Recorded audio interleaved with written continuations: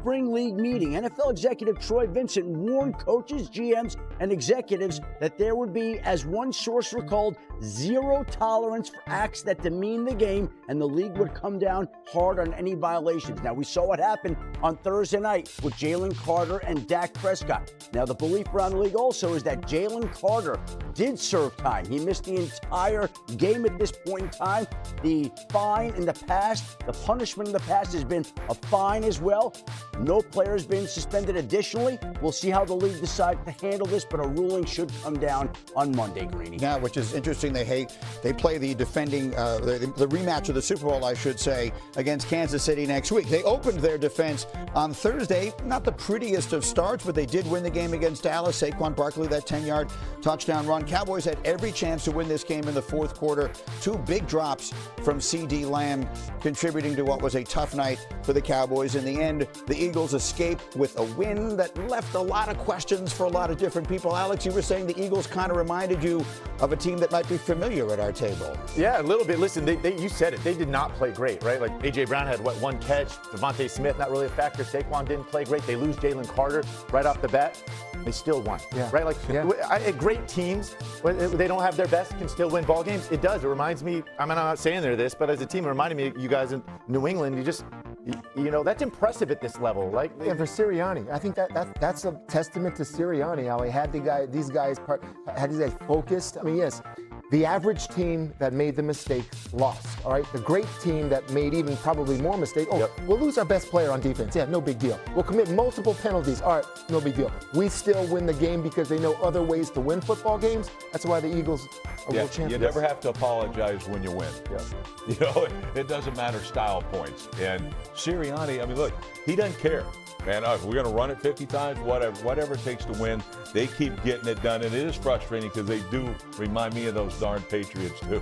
Just getting the W, that's all I hear up here, and it's rightfully so because, like you said, everybody didn't play well. You're defending your turf, get the W. But if there's one thing that really stands out to me, let me talk about CeeDee Lamb. You're the third highest paid wide receiver in all of football.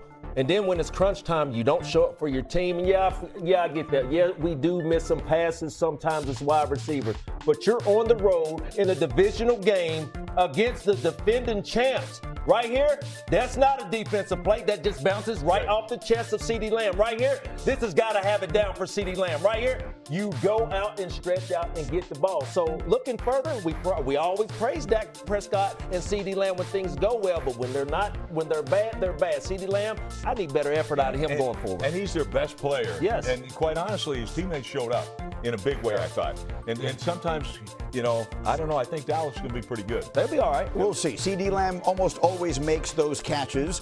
A guy who's going to be hoping to add more misery to Joe Burrow and the Bengals on their season openers. And welcome to our brand new studios in New York City. We have unlimited toys to play with, our walls and our floors. And the guys are back. It's Rex and Randy and Alex and Teddy. We feeling good, gentlemen? Yeah, good morning. Let's go. Great day to be here. As they said, we've got 13 games today, and maybe none, Randy, more interesting than the one at Lambeau Field. Well, let's take it there. Man, it's all about the pass rushers to me. Keeping Love and Golf upright, keeping them clean. Well, Aiden Hutchinson, welcome back. 5-game last season, but still led the team in sacks. So, to me, it's all about the pass rushers, like I said. But, ladies and gentlemen, you cheesehead, hey, Rashawn Gary got somebody on the other side of him. Welcome to the Packers, Mr. Micah Parsons. It's going down today. Is it about the running game or keeping the quarterbacks upright? Rex, what? I don't know. Hey, he's playing for the Jets. No, he's not. He's with the Steelers. Why? That man right there ran him out of town. Woo, is it a good move or not? We're going to find out. Go get him, Aaron Glenn. Come on, Jets. Let's see what you got. Oh, let's go. Huge matchup tonight. Ravens at the Bills. A lot of talk about these quarterbacks, and deservedly so, the last two MVPs of the league. But believe it or not, Rex, this game is going to come down to the running game. Got it right. We heard it from a quarterback. Both teams, two of the best running games in the NFL. Who is going to win the line of scrimmage? Both teams with Super Bowl aspirations. Something's got to give. Can't wait to see it tonight. Here we go, fellas. Giants, Commanders. Jaden Daniel. Can he do it again? Incredible, explosive, tremendous rookie season. Everything you want to say about it, he did. He's up against this New York Giant defensive front that knows how to rush the passer. Yes. Dexter Lawrence, Burns is coming at him. Brian Burns, also Abdul Carter was drafted 3 overall. Woo! Can't wait to see that pass rush work. Players are starting to arrive at their stadiums, including Baker Mayfield. Buccaneers in a huge showdown game in Atlanta today, a game we may remember in January as we see where things shape up in the NFC South. We have a huge show coming your way again as we come from our new studios in New York. We'll be on the field for the Jets and the Steelers. Sal Palantonio will have a conversation with Mike Tomlin.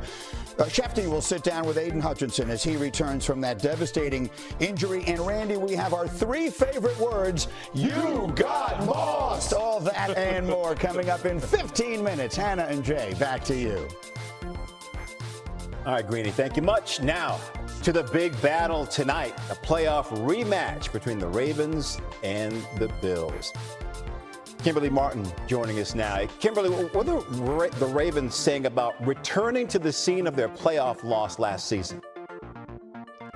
Yeah, I'm saying the scene of the crime, basically. Listen, it's Sunday night matchup, prime time. Both players on both teams said if this game is going to feel like it's a January playoff game, like they're picking off right where they left off. But for the Ravens, there is one word on their mind, and that, Jay, is revenge. I spoke to linebacker Roquan Smith, and he said, you know, the frustrating thing is watching film of that divisional playoff loss, we felt like we beat ourselves. You know, all the mistakes that we made, we, quote, gifted the Bills the win. And Roquan said, tonight on Sunday, it's about reclaiming what is rightfully ours this season. This is a team that felt they should have won that divisional game. They should have made it to the Super Bowl. But it is week 1. They got to keep things in perspective. But I can tell you, the Ravens are fired up to prove to everybody that they are one of the best teams. When the schedule came out week 1, this was the one. Yeah, Ravens and Bills, by the way, tied for the shortest odds to win Super Bowl 60 at plus 650. That is according to ESPN Bet.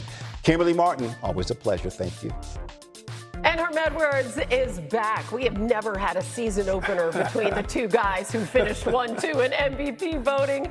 And now we have this rare chance for a team to go back to the scene of a devastating loss and flip that script.